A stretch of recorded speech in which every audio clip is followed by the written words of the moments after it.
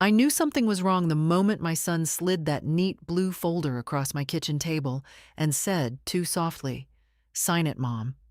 It's just for medical papers." People don't lower their voices unless they're hiding something. And my Gavin. He only spoke that gently when he wanted something he had no right to ask for. The folder stopped near my teacup, the steam rising as if trying to warn me away. I was still in my house dress, the one with faded yellow flowers. My hands smelled faintly of dish soap, ordinary things, safe things. But this folder, no, it didn't belong in an ordinary morning. I pushed my glasses up the bridge of my nose and opened it. The first page had a title, but printed so faintly it looked like someone had tried to erase it. The next pages were copies, all black and white, with long paragraphs that wrapped around like they were trying to hide their true meaning in their own tales. I'd seen enough papers in my life to know when something was being concealed. My husband, God rest him, used to say, "Millie, anything worth signing can be read without squinting." But here I was, squinting. Gavin stood by the fridge, pretending to check expiry dates on things he never cared about. He wasn't even looking at me. That told me more than any of the pages in that folder. "What's this for?" I asked quietly. He sighed, the kind of sigh that says, "Please don't start, Mom. It's routine. Medical updates, insurance stuff. You're not getting any younger and they like everything current." "They," I repeated. "Who's they?" "Just programs, benefits." He waved his hand like he was shooing away a fly. "It's all to make things easier for you." "For me?" People love saying things are for you when they're anything but. There were 4 signature lines at the end. 4. For medical papers. I ran my finger over the spaces meant for my name. My hand didn't tremble, not then. I've always been steady when the moment called for it. But my breath did catch, just a little, when I reached the last page and realized someone had folded the corner down on purpose as if to draw my eye away from the paragraph above it. "You didn't read it?" I asked. "No need," he said too fast. "It's standard. Everyone signs these now." I closed the folder. Not gently. "You know," I said, "when your father brought papers home, he always sat down and read them with me line by line." Gavin finally turned. His jaw tightened. "Mom, can we not do this? I don't have all day." I looked at him then. Really looked. The creases around his mouth that came from displeasure, not laughter. The impatience in his fingers tapping against the fridge door. The way he kept his coat on, as if ready to run before I could ask anything he didn't want to answer. "Why today?" I asked. He shrugged. "Timing, deadlines. Things need to be updated. Please, just sign it." There was no softness in his eyes, no concern, no warmth. And that, more than the folder or the faint titles or the 4 signature lines, made something inside me go still, like a pond freezing over. I didn't argue, didn't ask anything else. At 74, you learn that silence is its own kind of answer. I simply placed the folder back where he'd put it, pushed it gently across the table toward him, and folded my hands. "I'll think about it," I said. He blinked, surprised. My son expects me to agree quickly, quietly, gratefully. He forgets I wasn't born old. "You don't need to think." "I'll think," I repeated, and that was the end of it. His mouth tightened, but he nodded. Took the folder. Left without finishing the tea I'd made for him. The door closed harder than it needed to. When the house grew still again, I sat alone at the table. The steam from my cup had faded. The chair he'd sat in still held the shape of someone who had already made decisions about my life without asking if I wanted any part in them. I knew then, this wasn't over. Not by a long mile. The morning after Gavin brought those papers, I moved slower than usual. Not because of age, though my knees did their usual complaining, but because the house felt different, as if it were listening, as if it too had heard something it didn't like. I made my way through the kitchen, touching surfaces out of habit. The counter nicked from years of chopping onions, the cupboard door my husband once mended with 2 long screws. I know every inch of this place. I've cleaned it, repaired it, protected it. And yet yesterday, for the first time, the house felt like it wasn't entirely mine anymore. Strange how a single folder can do that. I opened the back door and stepped onto the porch. The air was cool, carrying the smell of damp earth. Mrs. Calder's old beagle barked across the yard, the same bark he's had for as long as I can remember. More wheeze than sound. I raised a hand to her. She waved back, her movements slow, careful. "You're up early," she called. "A bad night's sleep," I said. She didn't pry. That's something about old women. We don't interrogate each other's pain. We recognize it by the way someone stands, the way someone holds a mug, the pauses between words. We just nod and let the person keep their dignity. I shuffled back inside, made myself oatmeal, and ate half of it before stopping. My eyes kept drifting to the spot on the table where the folder had rested. It was clean now, wiped down, but I could still see it there. That neat blue cover, those pages pretending to be harmless. When my husband was alive, he handled papers. I handled everything else. But after he died, I learned to read contracts well enough. I had to. Funeral homes love to slip in fees. Doctors love disclaimers. Insurance companies love small print. And I've lived long enough to know when someone says, "Don't worry about the details," you start worrying. By 10 o'clock, I'd cleaned the kitchen twice, watered the 2 plants that didn't need watering, and reorganized the same drawer 3 times. Old nerves return in strange forms. Finally, I sat down, pulled the teapot closer, and admitted to myself what was really gnawing at me. It wasn't the papers, not truly. It was how easily my son had expected me to sign. I raised that boy. I carried him when he was feverish, sat through his sulking years when he slammed every door in the house. I worked double shifts when his father got sick, just so he could have the shoes he wanted, the ones with that ridiculous logo. I never once asked for anything back, not even gratitude. Parents don't, not really. But yesterday, something ugly flashed behind his eyes. Impatience, yes, but more than that, ownership. As if my life were something he'd already counted, arranged, planned. I didn't want to think that. Mothers always try to think better of their children, even when all evidence points elsewhere. A soft knock sounded on the door. I froze. For a moment I thought it was Gavin, back again, folder in hand, ready to push harder. But when I opened the door, it was only the mailman, a thin bundle of envelopes in hand. "Morning, Ms. Whitcomb," he said.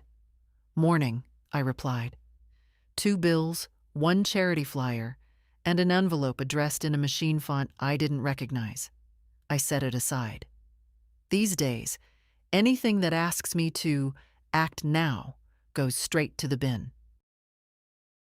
The rest of the day passed the way days do when you're 74 and unsettled. Slowly, quietly, with your own thoughts chasing each other like children you're too tired to stop. Around noon, I went to the living room, lowered myself into the armchair I've had since long before Gavin left home, and watched dust float in a sunbeam. It reminded me of Sundays with my husband. He'd read the paper. I'd knit something pointless, and the house felt full even in silence. Funny how silence changes when you're alone. My eyes drifted to the framed photograph of my daughter, the one I lost too young. Her boy, my grandson, looks so much like her. Maybe that's why he visits. Maybe he sees something familiar in me.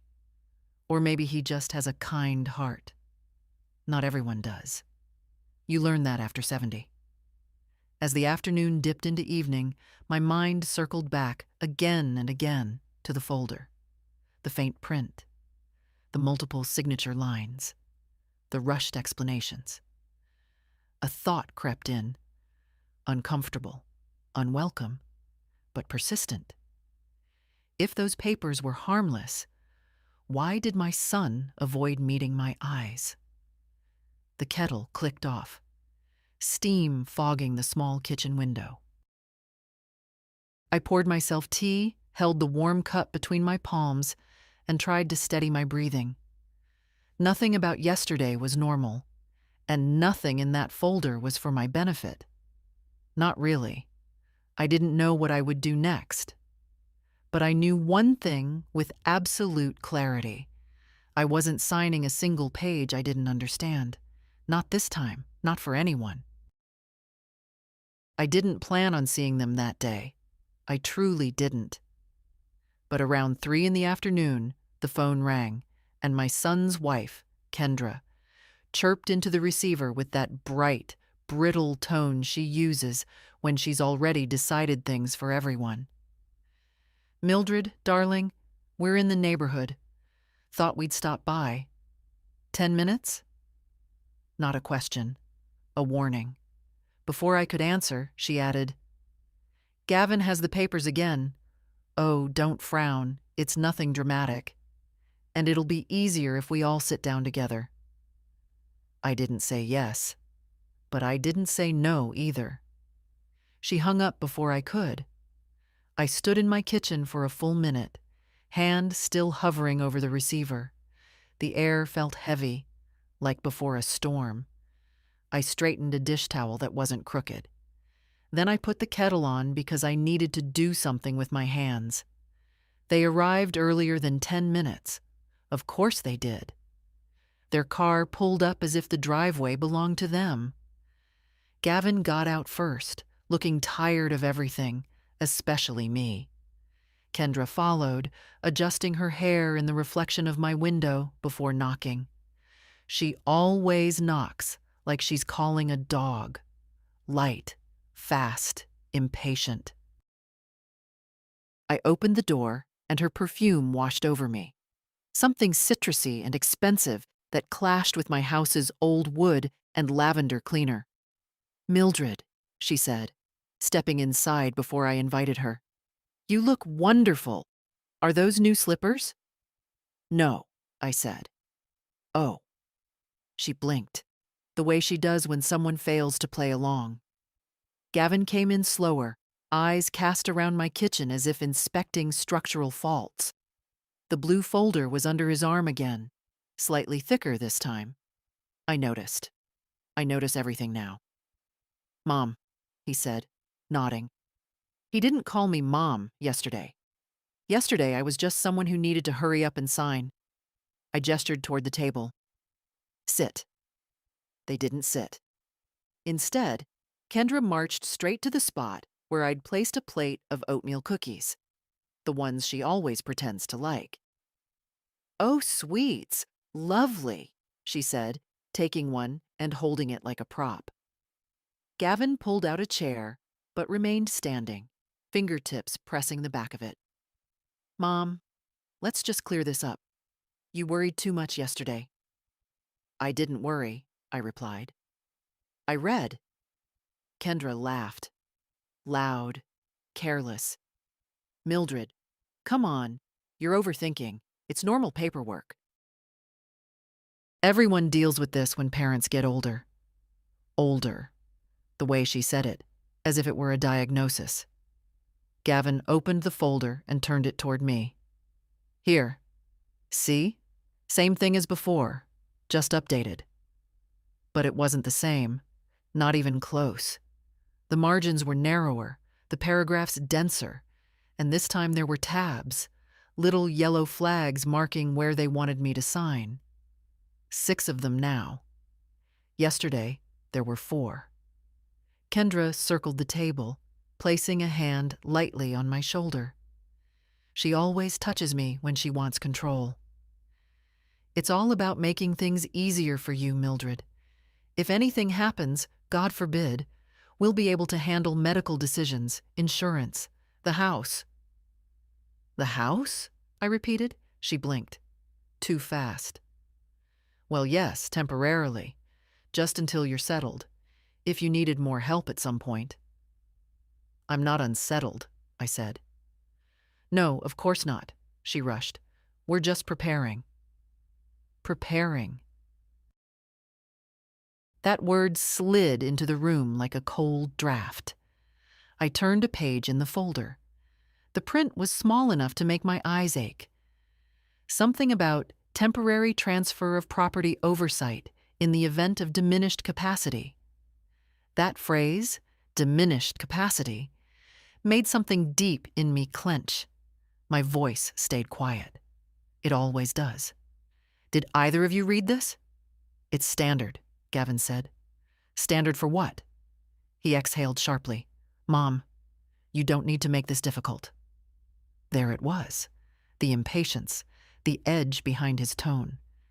As if my caution was an inconvenience, as if my life were an administrative form he needed filed by 5 o'clock.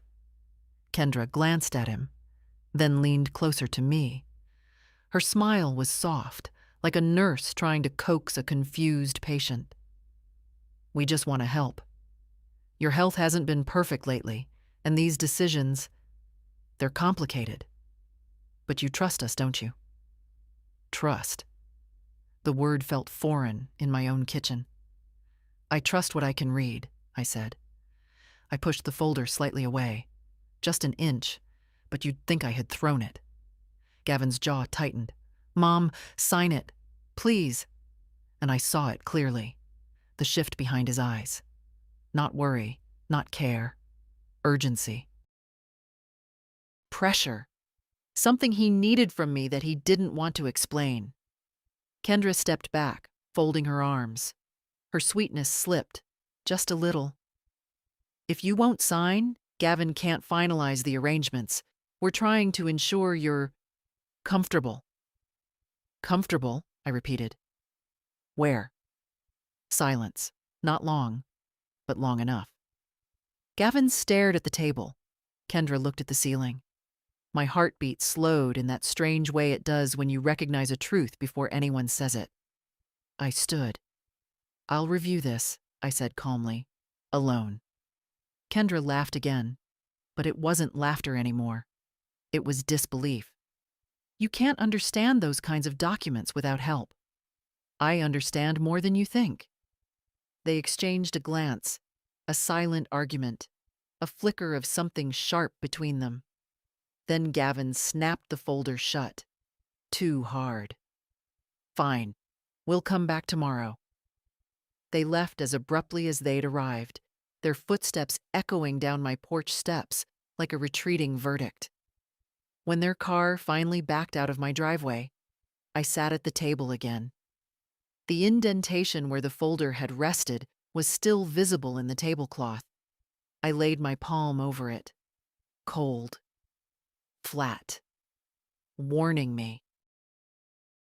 Whatever they wanted from me, it wasn't kindness, and it wasn't for my comfort. I didn't sleep well that night. My mind kept circling the same thought, steady and cold. If they were so determined to get my signature, the papers weren't for my benefit. And if they weren't for my benefit, then someone else stood to gain quite a lot. By morning, I had made myself a promise. A small one, whispered into the steam of my teacup. I will not be tricked in my own old age. I may bend, but I do not break. Still, promises don't settle paperwork, and there was something I needed to check. I dressed slowly, choosing the warmer cardigan, the one my husband used to say made me look sturdier than I feel. My knees were stiff, but my purpose wasn't. I took my purse, locked the door, and walked to the bus stop. The cold air cleared my thoughts more than any night's rest could. The bank was 3 stops away, a plain little building with tired windows and a flag that never quite caught the wind. I had been going there for more than 40 years. They'd seen me deposit my first paycheck and my husband's last. Inside, the air smelled of paper, toner, and old carpet. A young receptionist smiled at me, too politely, the way young people smile when they're not sure if you'll understand things. "Good morning," I said. "I need to speak to someone about my accounts, my regular clerk, if possible." Her eyes brightened slightly with recognition. "Of course, Ms. Whitcomb. Let me see if Mr. Daly is available." He was. He always is. A quiet man with a square jaw and that odd combination of confidence and caution you find only in people who've handled other people's money for too long. He stood when he saw me.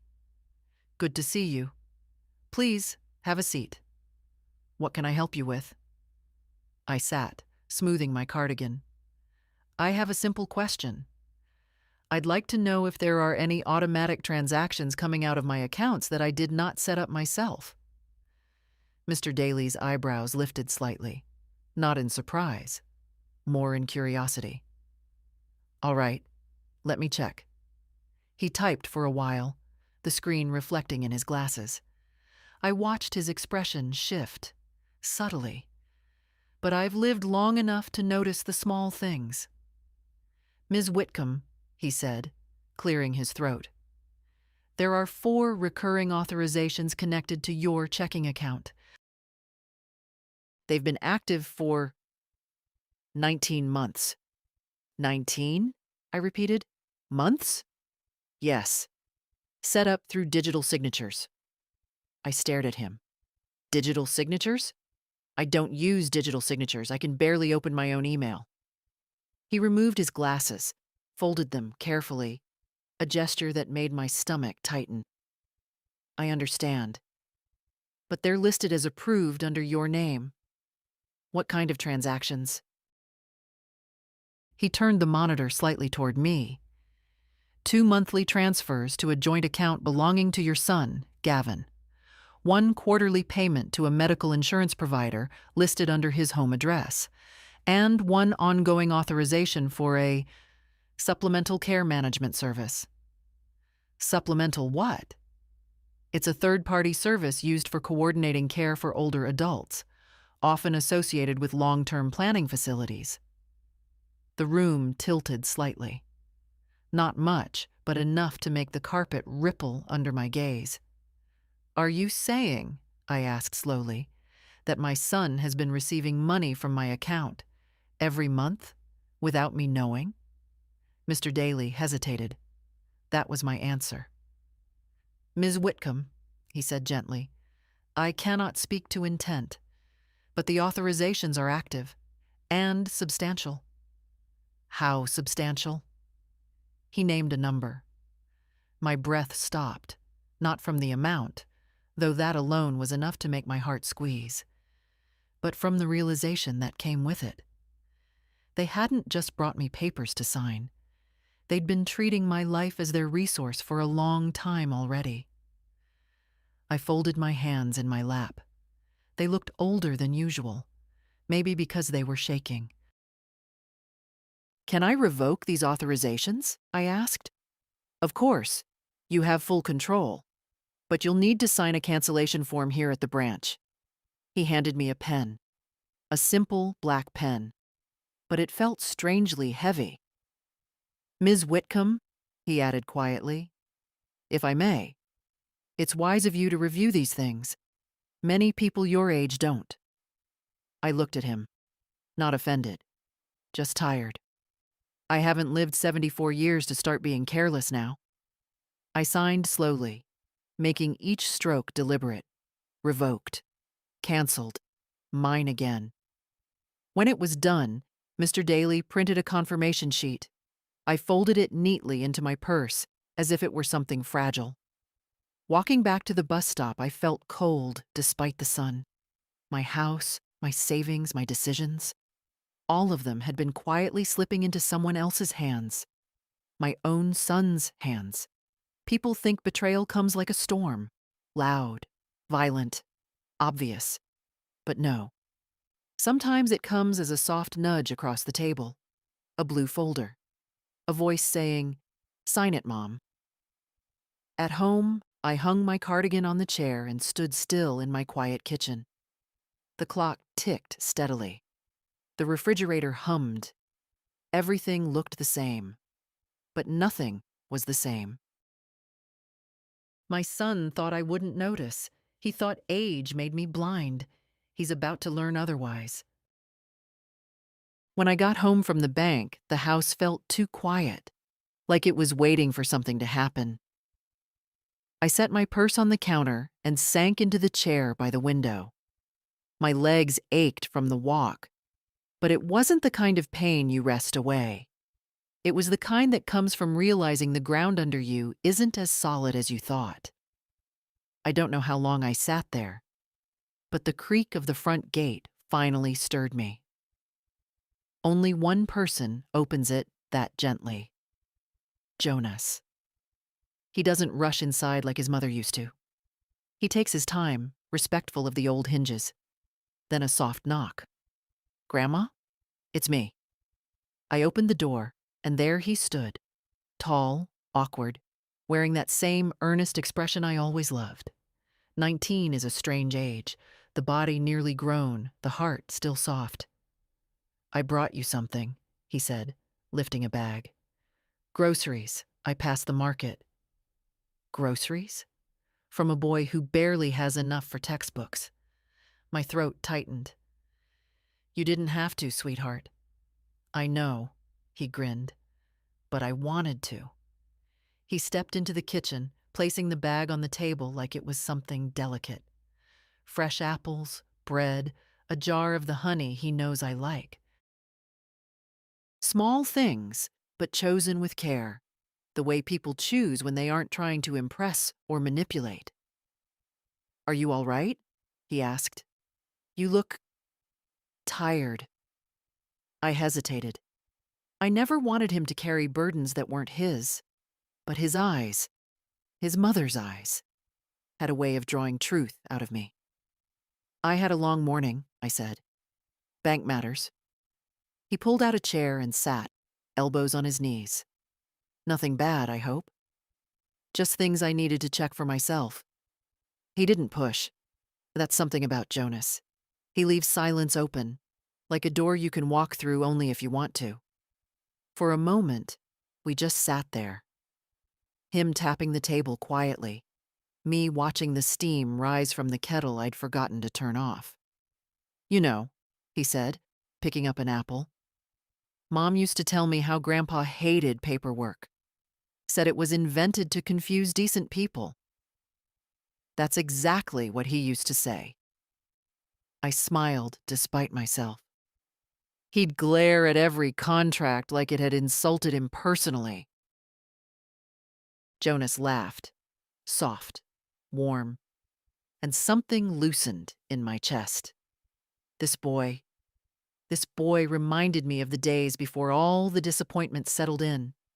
He looked around the kitchen, then back at me. "Grandma, has my uncle been bothering you about anything?" Direct, unexpected, but not rude. "What makes you ask that?" "He called my mom yesterday," Jonas said. "She seemed off. And today he called me too, asking if I'd been to see you, like he was checking up on something." I blinked. Gavin hadn't spoken to Jonas in months, not unless he needed to borrow a ladder. "What did he say?" I asked. "He asked if you'd been confused lately, if I'd noticed anything strange about you." Jonas paused. I told him no, because it's not true. My fingers tightened around the edge of the table. Confused. That word again. Kendra had said it yesterday, too, in that gentle, dangerous tone. Jonas watched my face, then leaned forward. Grandma, whatever's going on, you know I'm on your side, right? His side. My side. Funny how those words feel different depending on who says them. I reached out and touched his hand. I know, sweetheart. He didn't ask for details. Didn't try to fix anything. Just stayed a while longer, talking about school, about a professor who reminded him of his grandfather. Normal things. Kind things. When he finally stood to leave, he hugged me tighter than usual. Call me if you need anything, he said quietly. After he left, I stood at the window, watching him walk down the path. He didn't look back. Not because he didn't care, but because he trusted I was watching. And I was. When the gate clicked shut, I felt something shift inside me. A new kind of steadiness, not anger, not fear. Simply this. Someone still saw me, not as a burden, not as an inconvenience, as a person. And that meant I wasn't as alone as I thought. They came back sooner than I expected.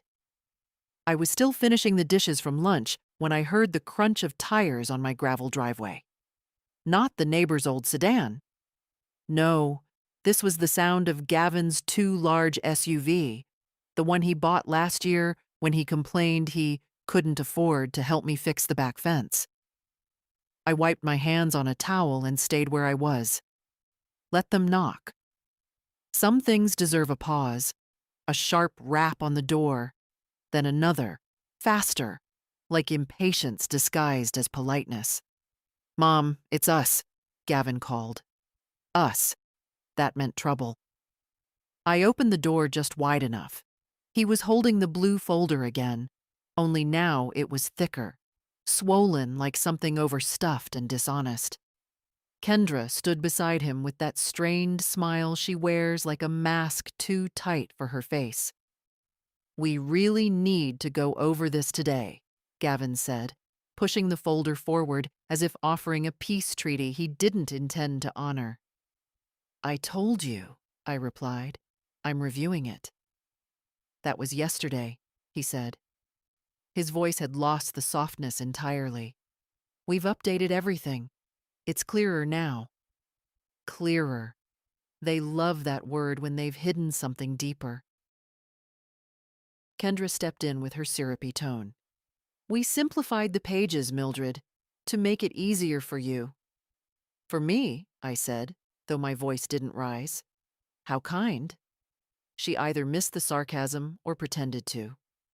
We even marked the important lines with new tabs. Indeed, they had. Bright green tabs this time. 6. No, 8. As if adding more signatures would make things clearer. Why don't we sit? She said, already moving toward the kitchen table. But I stayed by the doorway. Something in me refused to step aside. We'll stand. Gavin sighed sharply. Mom, don't make this difficult. I looked at him. Really looked. Not as a mother who yearns for the boy she raised, but as a woman evaluating the intentions of another adult. His jaw was too tight. His eyes kept shifting toward the folder like a gambler guarding his last chips. What's changed? I asked. Kendra blinked. Excuse me? You said the papers were the same. Then you said you simplified them, but now there are more signature lines. So, which is it? Gavin pressed his lips together. The lawyer said we needed to include some additional forms. What lawyer? Our family lawyer, Kendra answered quickly.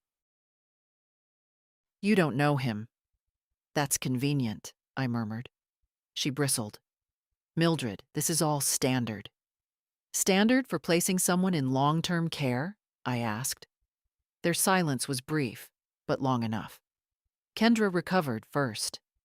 No one is putting you anywhere. It's just planning. Responsible planning. I let out a slow breath. Planning for what? For the future, Gavin said. His tone was flat, impatient. Look, these decisions need to be made now, before something happens. Before you lose track of things. There it was. The real reason, spoken aloud at last.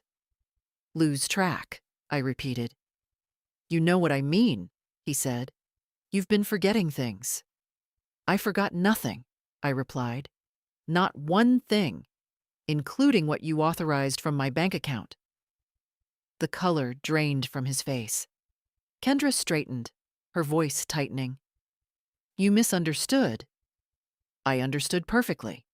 Digital signatures under my name, recurring transfers, insurance payments for your household, care management fees, 19 months' worth. Gavin took a step toward me, folder in hand. Mom, listen. No, I said. You listen. He froze. Not because I raised my voice. I didn't. I've learned in my 74 years that quiet words travel farther. You expect me to sign papers you won't explain? Papers that change every time you bring them? Papers connected to a lawyer I've never met. And you expect me to believe this is for my comfort? Kendra's cheeks flushed. We're trying to make your life easier. You're alone, Mildred. That house is too much. You shouldn't be handling things on your own. I've handled things on my own longer than either of you have been alive, I said. Gavin exhaled sharply. Mom, we need this. We need you to cooperate. There it was. Not help you, not support you. They needed something from me, something big. What happens if I don't sign? I asked. They exchanged another glance, quicker this time, anxious. Kendra stepped forward. It would delay everything. Everything, I echoed. Gavin rubbed his temples. Mom, please, stop digging into this. Sign the form so we can finalize arrangements. Arrangements. Another word they used like a blanket to hide something sharp underneath. I took the folder from his hand. Not because I intended to sign, but because I wanted him to see I wasn't afraid of it. I'll review it, I said. You said that already, Gavin snapped. And I'll say it again until I understand every line. He opened his mouth, then closed it. His foot tapped once against the floor. A tell I knew since he was 3 years old, the one he had when he was caught in a lie. Finally, he said, We'll come back tomorrow. And just like that, they left. Walking down my steps with the confidence of people who believe the matter is only temporarily delayed. I watched them go, that thick folder pressed against my chest. Tomorrow they would return. And tomorrow I would have answers they wouldn't expect. Because tomorrow, I wouldn't be reviewing these papers alone.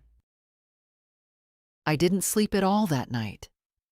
The house creaked, the wind scratched at the gutters, and every sound felt like a reminder. They're coming back tomorrow. They would arrive with that swollen folder, with their gentle lies, with their urgency disguised as concern. I couldn't face that folder alone again. Not another time.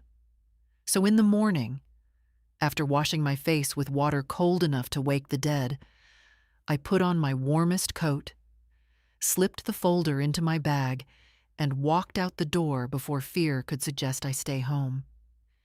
It wasn't far to the community legal clinic, just 4 blocks, though each one felt longer than the last. My breath came out in little puffs, trailing behind me like thoughts I didn't have time to catch. The clinic sat between a pawn shop and a barber that hadn't changed its sign since the 70s. The building looked tired, but the sign on the door, Free Legal Aid for Seniors, felt like a lifeline. Inside, the waiting room was quiet. A young woman at the desk offered a polite smile. Do you have an appointment? No, I said, clutching my bag, but I need someone to look at some documents. Of course. Let me check who's available, I waited, listening to a clock tick on the wall. Each tick sounded like a countdown to something I wasn't ready for. Minutes passed before a man in his late 60s stepped into the room. Tall, gray-haired, with eyes that looked like they'd seen everything and judged none of it. "Ms. Whitcomb?" he asked. "Yes. I'm Mr. Lambert. Come with me." His office smelled faintly of old books and ink. He gestured to a chair, and I sat, pulling the folder from my bag as if it might bite. "What would you like me to look at?" he asked. I opened it to the first page, smoothing the creased edges. "My son wants me to sign these. He says they're medical papers." Mr. Lambert's eyes flicked to the pages, then back to me, then to the folder again. "Let's have a look, shall we?" He adjusted his glasses and began reading. Not quickly. Not with the dismissive confidence of someone who'd already made up his mind. No. He read like a man familiar with traps. The longer he read, the stiller he became. When he finally lifted his head, something in his expression had changed. The warmth was still there, but behind it was steel. "Ms. Whitcomb," he said carefully, "may I ask, did your son explain these documents to you?" "He explained nothing," I replied. "Just said they were routine." "They are not routine." His tone was gentle but firm, not in the slightest. I folded my hands in my lap to keep them from trembling. "Tell me plainly, what are they?" He tapped the top page. "This first section grants your son durable power of attorney, full control over your finances, assets, and legal decisions." My throat tightened. He turned to the next. "This one allows him to place you in a care facility of his choosing without requiring your explicit consent at the time." My breath stilled. "The third authorizes temporary transfer of property management, which in practice means your home could be sold or refinanced without you signing a thing." He flipped to the last page, tapping the green tab. "And this final signature? It confirms that you acknowledge all of the above and waive the right to dispute decisions made on your behalf." For a moment, the room was utterly silent. Even the clock seemed to stop ticking. I stared at the papers. Those tiny letters, those polite phrases, those clean margins, all pretending to be benign. They were wolves wearing hospital gowns. "My son said it was to make things easier," I whispered. Mr. Lambert's voice softened. "Easier for whom?" I swallowed hard. "For him." He closed the folder gently and slid it back to me. "Ms. Whitcomb, if you had signed these, you would have lost control of your home, your savings, and your freedom. All of it. You would be vulnerable. Vulnerable." The word sat heavy on my chest, but underneath the heaviness, something else began to grow. Not anger, not yet. Clarity. "What should I do?" I asked. He folded his hands. "Do not sign anything they bring you, not one page. And if they pressure you again, you come straight back here." I nodded slowly. "They're coming tomorrow." "Then tomorrow," he said, "you will be ready." When I left the clinic, the cold air hit my face like truth. I walked home with the folder clutched tight under my arm, not because I feared losing it, but because now I understood exactly what it was. Not paperwork, not planning, not help. It was a trap, set by the two people who should have protected me. But they underestimated something important. I may be 74. I may move slowly. I may forget where I put my glasses. But I do not forget who I am, and I do not go quietly. The walk home from the clinic felt longer than it should have. My legs were steady, but my mind my mind kept replaying Mr. Lambert's voice. You would have lost everything. Funny how a stranger can say a thing so gently, and it still hits like a blow to the ribs. When I reached my porch, I stopped with my hand on the railing. The paint was peeling in one spot. I'd been meaning to fix it for months. My husband always kept this porch spotless. I stood there for a moment, letting my fingers rest on the chipped wood. Look at me now, I whispered to him. 74 and nearly walked into a cage I didn't see. Inside, the house felt different again, but not like yesterday. Yesterday, it felt invaded. Today, it felt like it was standing with me, waiting for my next move. I put the folder on the kitchen table, not in its old spot. No, I placed it right in the center. A wounded thing laid bare. I stared at it a long time, arms folded, kettle humming softly behind me. If I had signed once, it would have been over. A single pen stroke, and my life would have slipped into my son's hands like sand through fingers. How easily trust can be betrayed. How quietly. I made tea, but I didn't drink it. Just held the cup, letting the warmth settle into my palms. My breathing slowed. My thoughts straightened. They would come tomorrow. Confident. Prepared. Expecting me to yield the way I always had. But something had changed. Not in them. No. They'd been like this for a long time. The change was in me. I pulled out my notebook, a small, worn thing with a cracked spine. I opened it to a clean page and started writing. Not sentences, just facts. Straight lines of truth. Recurring transfers. Insurance tied to their address. Care facility authorization hidden in paperwork. Power of attorney disguised as medical form. Refusal to explain. Urgency. Pressure. Lies. The page filled fast. I didn't need to embellish. Facts speak for themselves. When I finished, I laid my pen down and exhaled. Writing it out stripped the fog from everything. It all looked so plain, so predictable. People show you who they are long before you ever believe them. The afternoon light shifted in the window. Dust floated lazily in the beam, the way it always does. Nothing special. And yet, sitting there, I felt like a different woman than the one who woke up that morning. I wasn't scared anymore. Wary, yes, but not scared. I got up and moved around the house, touching familiar things. The frame of my daughter's picture, the dented mixing bowl from our early marriage, the clock that still loses 3 minutes a week. These things reminded me of every version of myself I had ever been. The girl who worked nights to buy her first car. The young mother who knew how to stretch $1. The wife who cared for a dying husband without ever once asking, "Why me?"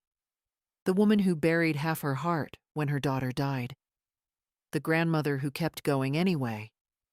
A woman like that does not crumble over a folder.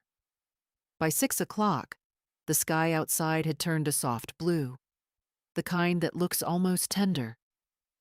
I sat back down at the table, folded the folder shut, and placed my hand on top of it. They think I'm fragile, I said aloud. Old. Easy to sway. The house stayed quiet, but it felt like it heard me. I've survived more storms than they've ever seen.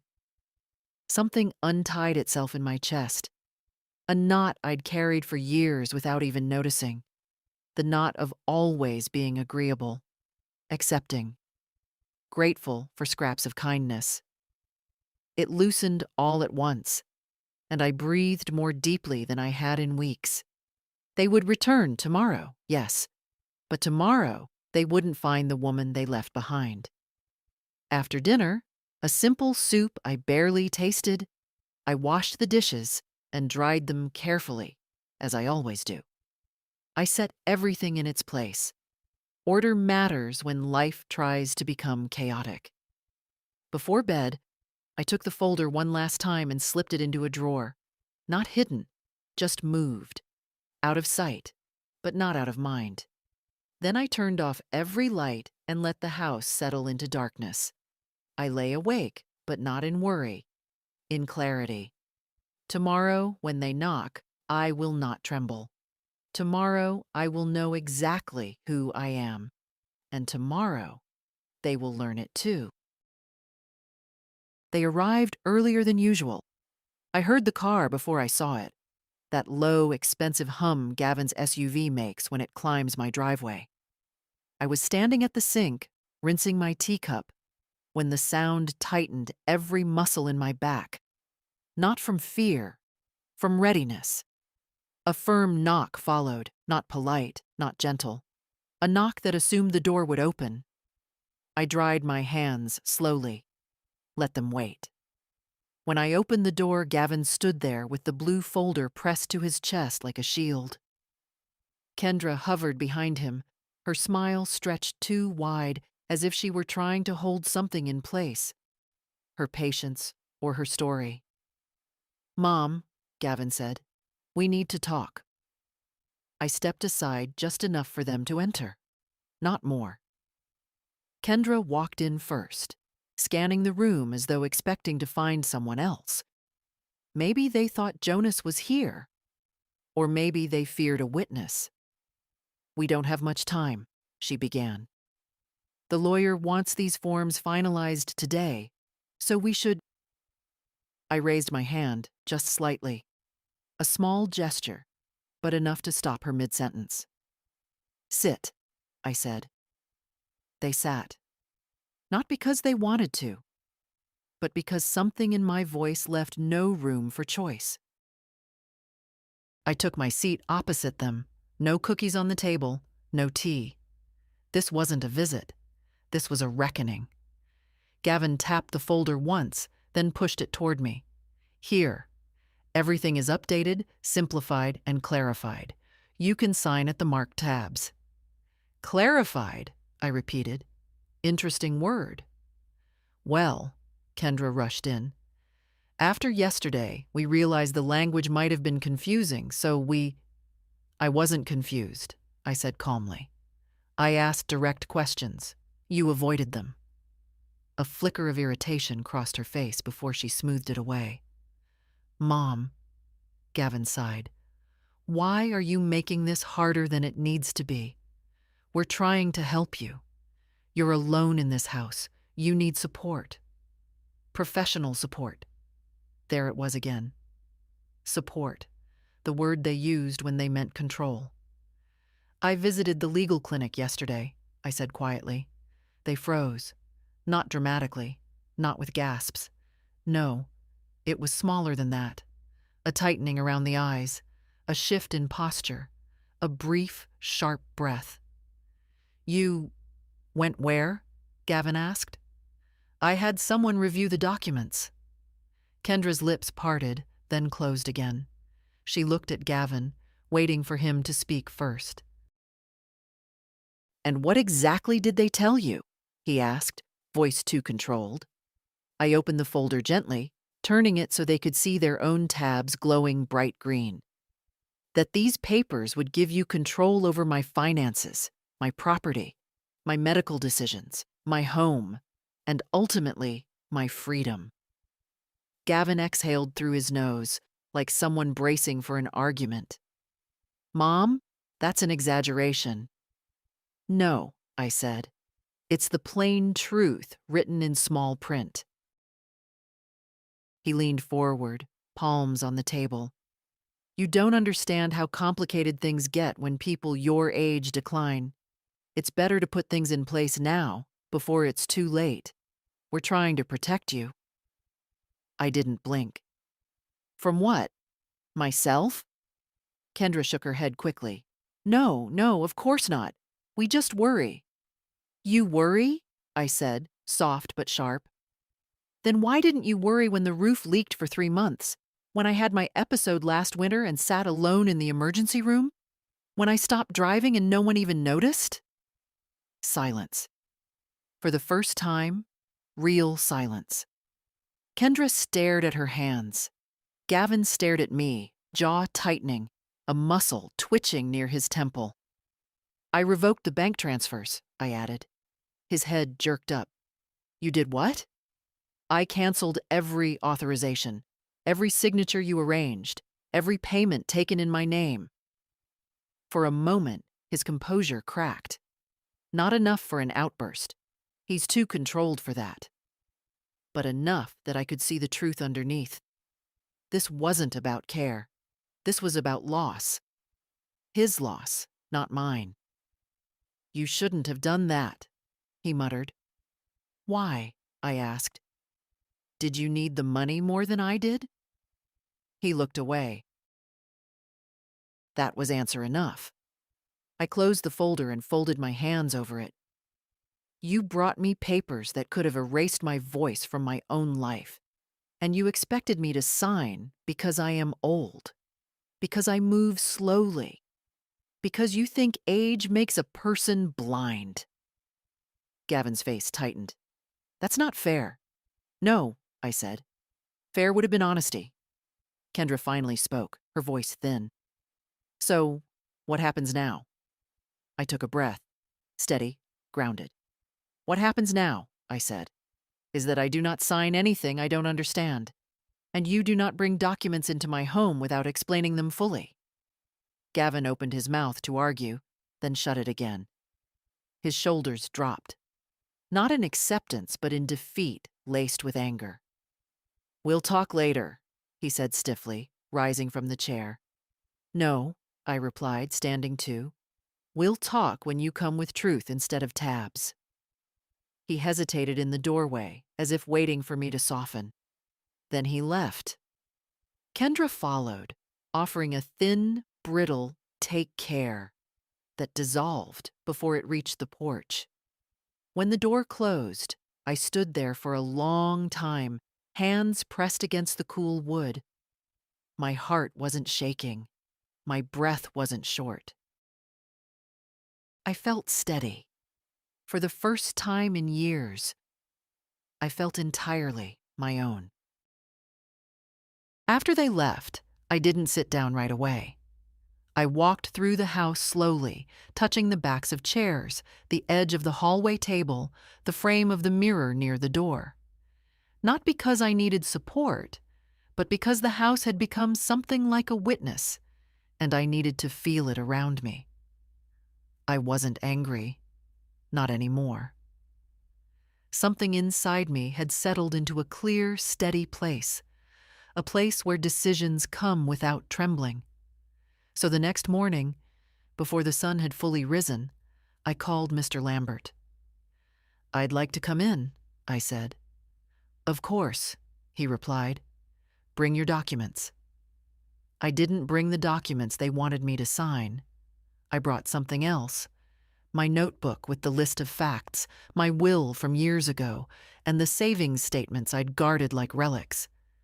Then I dressed carefully, not fancy, just neat, dignified. A woman who knows what she's doing. The walk to the clinic felt lighter than the day before. The sky was a pale gray, the kind that promises nothing dramatic. Perfect weather for quiet decisions. Mr. Lambert greeted me at the door. His office looked the same, calm, steady, in no rush. I'd like to make some changes, I said, taking my seat. To your will? He asked.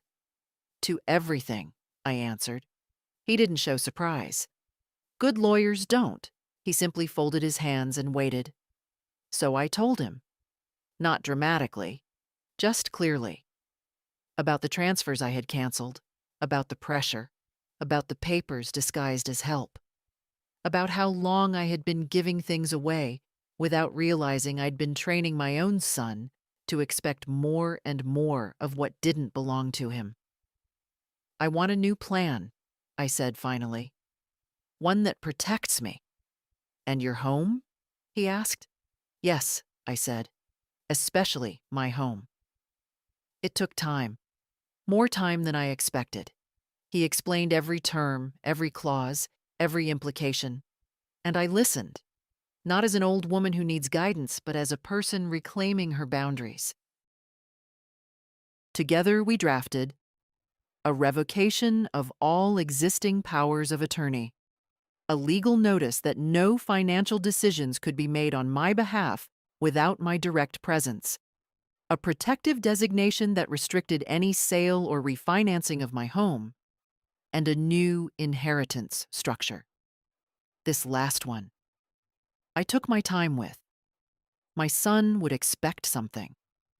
My daughter had expected nothing, and she had left me a boy who visited with groceries and never asked for a cent. I want the house placed in a living trust, I said. For whom? For Jonas, I replied, steady. With protections until he's older, and with the condition that I remain here until the end of my life. Mr. Lambert nodded slowly. And your son? I looked out the window. A truck passed, rumbling low. When it faded, I said, he receives what respect he has earned. Which is? Nothing, I said quietly. There was no triumph in it, no bitterness, just truth spoken aloud. By midday, the paperwork was prepared, neat, clean, unambiguous. Every line explained, every consequence clear. I signed slowly, my hand steady, my breath even. When it was done, Mr. Lambert placed the folder in front of me. Not the blue one from my son, but a plain brown one with my own name written on the tab. You're protected now, he said. Protected. A word I hadn't felt in years. I held the folder against my chest as I walked home. Not like a shield, more like something earned. The house greeted me with its usual quiet. I set the brown folder in the center of the table. Tomorrow, or the next day, they would come again. And when they did, I wouldn't need anger or fear. I would have the truth, and the law, and myself. For the first time in a long time, that was enough. They didn't come the next day. I thought they might. Anger has a way of speeding people up. But no. Silence. A long, stretched silence, the kind that usually comes before a difficult phone call. Instead, they arrived on the third day, just after noon. I saw the SUV through the window, crawling up the drive like something reluctant to face the truth waiting inside. I didn't stand to greet them. I sat at the table with my hands folded, the brown folder resting beside me like a quiet companion. The knock came. Then the door opened before I could answer. Gavin always did assume a certain ownership of this house. Mom, he said sharply, we need to finish what we started. Kendra followed him in, her face pale under her makeup. She clutched that blue folder, thinner today. Perhaps they'd removed the boldest clause, or perhaps they thought I'd softened. Let's not drag this out, Gavin said, pulling out a chair and sitting directly across from me. He set the blue folder on the table with a thud. We simplified everything. There's nothing confusing now. I didn't look at their folder. Instead, I slid my chair in slightly, letting the quiet stretch between us. Before we discuss anything, I said, I want you to tell me the truth. Why the urgency? Why all this pressure? Gavin's jaw tightened. Because it's needed. That's why. Needed for whom? I asked. For all of us, he snapped. You're making things harder than necessary. You think we want to deal with this? We don't. But you're not getting younger, and someone has to be responsible. Responsible. A word used by people unwilling to say what they really mean. I see, I murmured. Kendra leaned forward, her voice too bright. We just want everything in place, Mildred, so we aren't scrambling later. Please, sign the forms. It's the sensible thing. There it was again, that well-shaped plea. Practiced, polished, empty. I reached out slowly, lifting the blue folder. Their eyes followed the motion hungrily, convinced perhaps that they'd worn me down. But instead of opening their folder, I set it gently aside and placed my hand on the brown one. "This," I said quietly, "is what I will be signing." Gavin frowned. "What is that?" "My documents," I said. "Prepared with a lawyer, in my presence." Explained line by line. Kendra shifted, color draining from her face. "Mildred, what did he convince you to do?" "Nothing," I replied. "I asked. He answered. I understood. That's all." Gavin leaned forward, voice low and sharp. "What's in it?" "Protections," I said. "For my home, for my finances, and for myself." He stared at me, confusion mixing with anger. "Protections from who?" "From anyone who would take my life out of my hands," I said. It landed between us like a stone dropped into still water. Kendra swallowed hard. "So, you're refusing?" "No," I said, meeting her eyes. "I am choosing." She sank back, hands twisting in her lap. Gavin stayed rigid, as if his body were trying to hold on to the last bit of control. "Let me see that," he said, nodding toward the brown folder. "No," I said softly. His nostrils flared. "You don't trust me." I didn't look away. "I trust your behavior. It showed me what I needed to know." For a moment, none of us moved. The refrigerator hummed. A branch brushed against the window. The house held its breath. Gavin closed his eyes, jaw pulsing. "So that's it," he muttered. "You're choosing a stranger's advice over your own family." "I'm choosing my safety," I said. "My dignity. My voice." He pushed back from the table abruptly, the chair scraping across the floor. "Unbelievable." Kendra stood more slowly, her eyes shining with something between fear and resentment. "If anything happens," she said, "don't say we didn't try to help." "You didn't try to help," I answered. "You tried to take over." She flinched. Gavin reached for the blue folder, stuffing it under his arm like a defeated soldier gathers his gear. At the door, he paused, his back stiff. "This isn't over," he said. "For me," I replied quietly, "it is." He left without another word. Kendra followed, not looking back. The door shut softly. So softly it surprised me. I sat there a long time afterward, my hand resting on the brown folder. No shaking, no doubt. Just a calm so deep, it felt like it reached all the way down to the girl I used to be. I had expected this moment to feel like a battle. Instead, it felt like finally breathing. They didn't stay away for long. I knew they wouldn't. People don't abandon what they believe they're entitled to. And my son, he believed many things about me, about this house, about what the future should look like. For him, not for me. 2 days passed in a strange stillness. No calls, no knocks, just an absence thick enough to notice.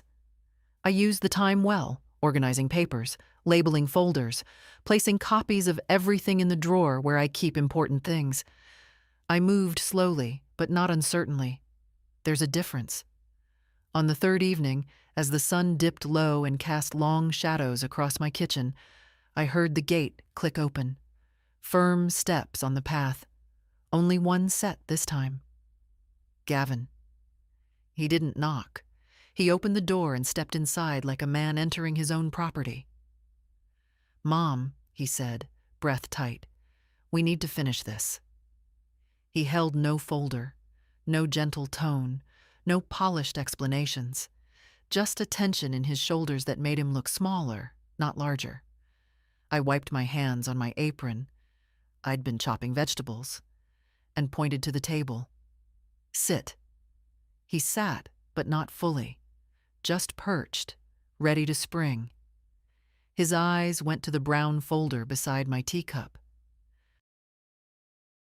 "What's in there?" he asked. "My decisions," I said. "Decisions you made without talking to us." "I tried," I said. "You handed me documents you wouldn't explain." He rubbed his forehead. "Mom, you're being impossible. We're trying to avoid chaos later. You think I want to handle your care, your house, your bills? I'm doing this because it has to be done." "And yet," I said, "it only had to be done once you could benefit from it." His eyes flashed. "That's not fair." "It's honest," I replied. He lowered his gaze for a moment. Not in shame, no, but in calculation. Then he looked back up. "Fine. Show me what you signed. Let's go through it together." "No," I said gently. "I don't need to go through it with you." His mouth twitched, as if he couldn't decide whether to argue or laugh. "Mom, you don't understand how this makes us look." "To whom?" I asked. "To the neighbors? To Kendra? To your lawyer?" "To you," he snapped. "It makes us look like villains." "You're not villains," I said softly. "You're just people who made choices, and I'm making mine." He stared at me then, really stared, searching my face for something. Weakness, confusion, regret. Something he could use. He found nothing. Finally, he exhaled. "So that's it? You're cutting me out?" "I'm protecting myself," I said. "You chose what you chose. I chose what I must." He leaned back, shaking his head. "I can't believe this. After everything I've done for you." It was an old line. He'd used it many times in many forms. I didn't argue. I didn't list the things I'd done for him. The diapers, the late nights, the loans, the quiet sacrifices. Those things were true, but unnecessary now. "I'm not measuring the past," I said. "I'm protecting the present." He stood up suddenly, pushing the chair back with too much force. It scraped across the floor, startling the quiet. "You're going to regret this," he said, voice sharp as winter air. "Perhaps," I said, "but regret is better than surrender." He went still. Maybe the words surprised him. Maybe the calm did. He'd always mistaken my silence for softness. He'd never understood that a quiet person can make decisions louder than any shout. "Show me the papers," he demanded one last time. "No," I said again. "They're mine, not yours." He stared at me, hands clenched, jaw tight. I saw the boy he used to be, the one who threw tantrums when he didn't get what he wanted. But now the stakes were different. Higher. He wasn't losing a toy. He was losing control. He turned without another word and walked to the door.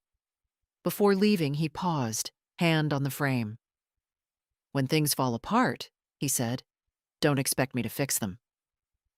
"I'm not asking you to," I replied. He left, the door shutting with a heavy thud. The kind that tries to declare an ending. But endings don't happen with slammed doors. They happen in quiet rooms, with steady breaths and choices made alone. I sat back down, resting my hand on the brown folder. No trembling, no doubt, only truth. And truth, once spoken, doesn't unspeak itself. The next morning was strangely bright. Too bright, as if the sun hadn't been told what kind of week it was stepping into. I sat at the kitchen table with my tea, watching the light crawl slowly across the floorboards. The house always wakes slowly, like an old friend stretching after a long sleep. I needed that calm before whatever would come next. I didn't have to wait long. Just after 10, tires crunched on the driveway again. Not rushed this time. Slow. Controlled. I recognized the cadence. Gavin's attempt at entering a conversation he'd already lost. I didn't stand. I didn't brace myself. I simply folded my hands and watched the front door. He didn't knock. He came in like before, but he didn't move with the same confidence. There was a stiffness in his shoulders, a tightness in his jaw that had nothing to do with anger and everything to do with fear. He stood across from me, not sitting this time. "Mom," he began, "we need to talk." "You've said that many times," I replied. He exhaled hard. "This isn't about the papers anymore."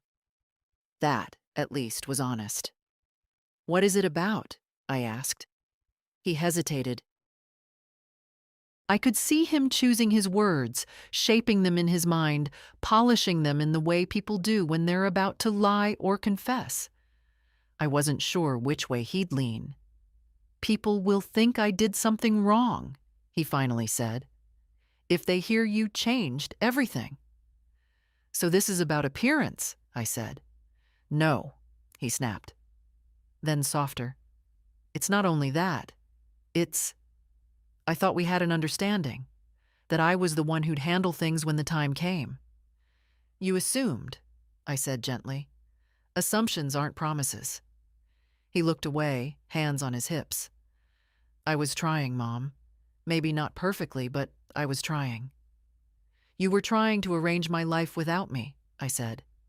"That isn't care. That's control." He flinched, just slightly.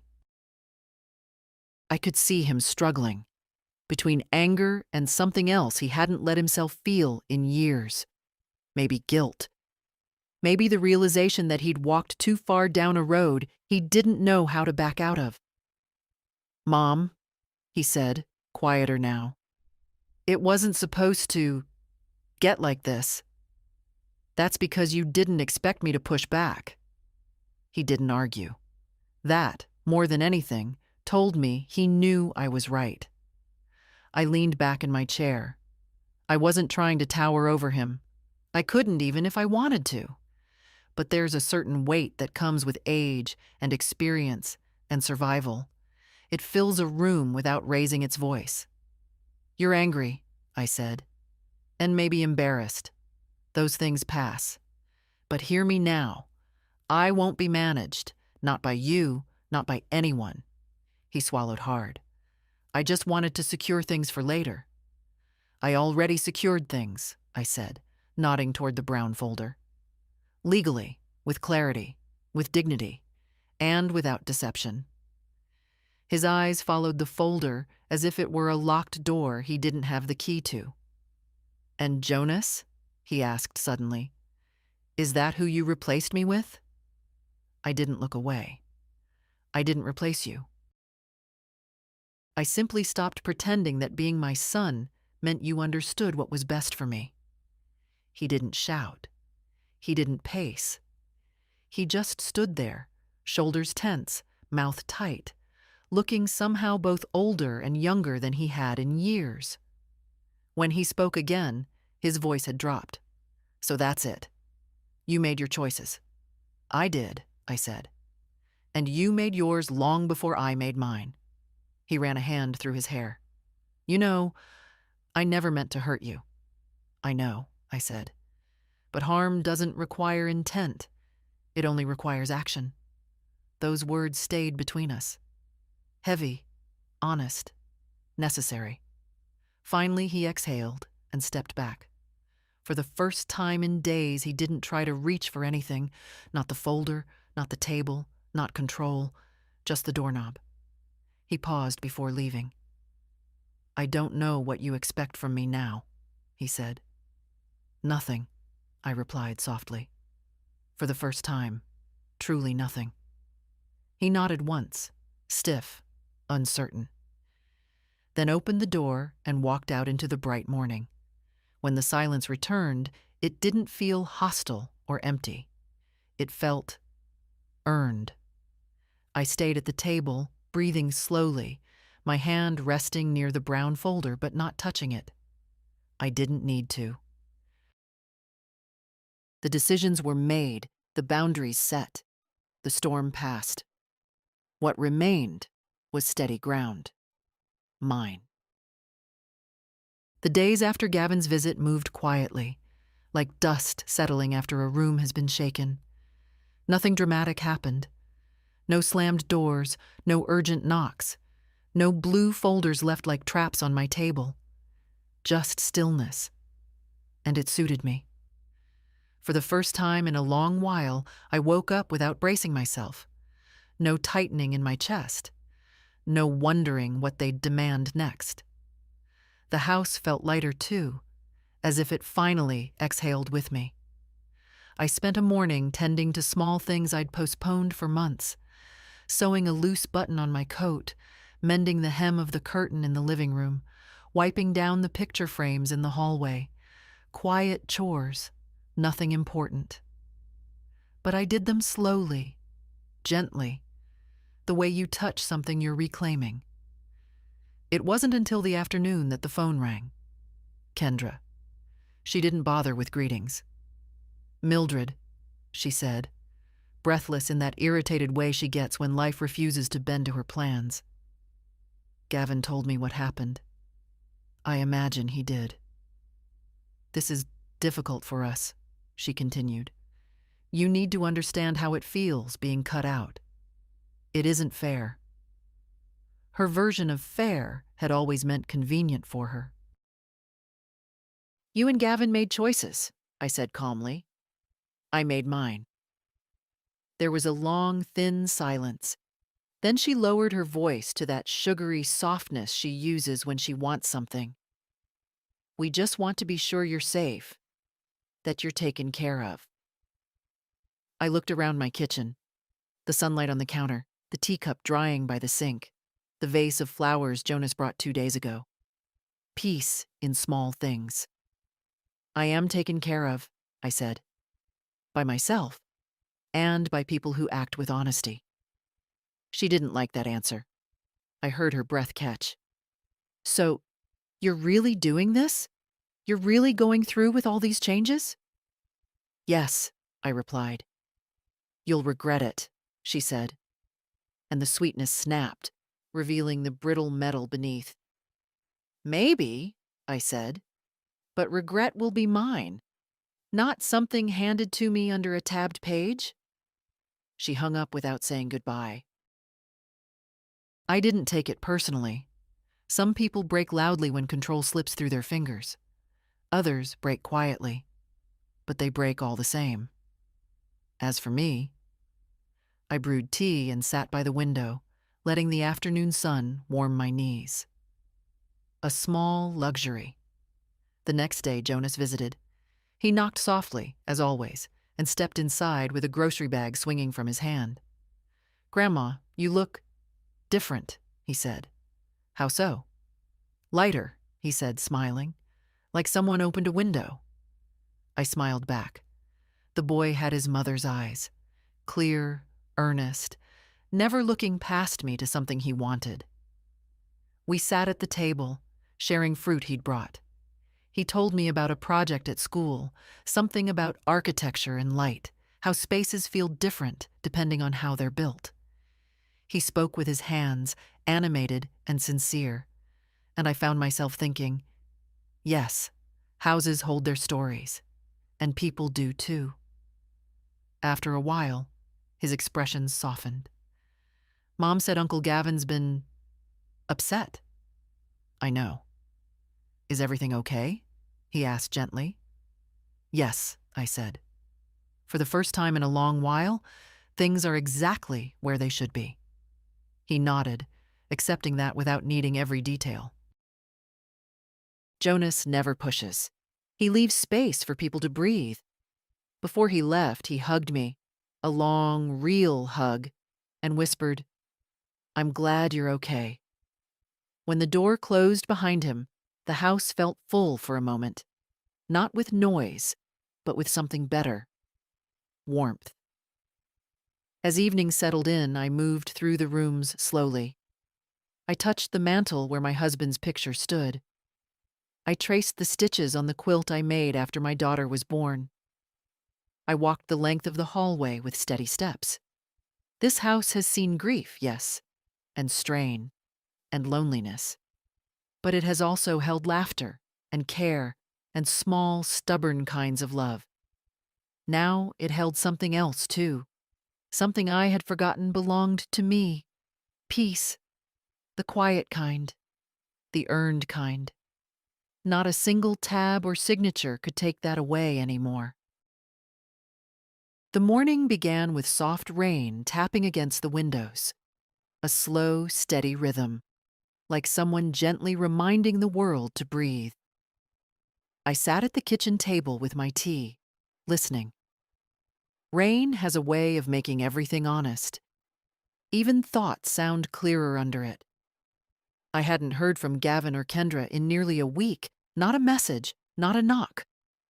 They had retreated into their own silence, and I let them stay there. Some distances aren't punishments. They're boundaries. And boundaries can be merciful things. I spent the morning writing small notes to myself. What to buy at the market. Who to call about repairing the gutter. A reminder to check the smoke alarm batteries. Mundane tasks. But they felt like something bigger. Proof that my days were still my own. Around noon, the gate clicked open. I knew that sound. Jonas walked up the path with careful steps, as if unwilling to disturb the wet earth. He carried nothing this time. No groceries, no books, just himself. "Grandma?" he called softly. "I'm in the kitchen," I replied. He stepped inside, shaking droplets from his hair. "I just came to see how you're doing." "I'm all right," I said. And it was true. He sat across from me, elbows on the table in that easy way of his. "Mom said things have been tense." "They were," I said, "but storms pass, even family ones." He nodded thoughtfully, as if weighing that truth. "Do you need anything? Help with bills? Shopping? Repairs?" So many offers. All simple, all sincere. He asked them without expecting a reward. "I'm managing," I said. "But thank you." He smiled a little. "I worry about you sometimes." "That's natural," I said. "But don't let worry steal your own years. You have a whole life ahead of you." He looked down, fiddling with a crumb on the table. "Uncle Gavin thinks you shut him out." "I didn't," I answered. He stepped back when he tried to step too far in.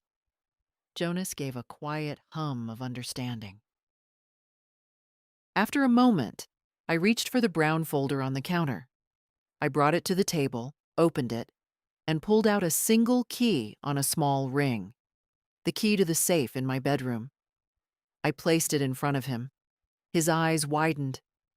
"Grandma, what's this?" "A responsibility," I said. "Not a gift, and not a burden." "I don't—" I raised my hand gently. "It's not for now. Not for years. Just something to keep safe. I've put documents inside. Instructions, protections, things meant to keep you from being caught in a storm like the one I just weathered." He swallowed, emotion flickering across his face. "You trust me that much?" he whispered. "I trust your nature," I said. "And your kindness. Kindness matters more than blood, more than age, more than history." He looked at the key for a long moment, then closed his hand around it. "I won't let you down." "I know." We sat in quiet companionship for a while, listening to the rain soften against the roof. No tension, no fear, just a shared peace, rare, earned, and deeply felt.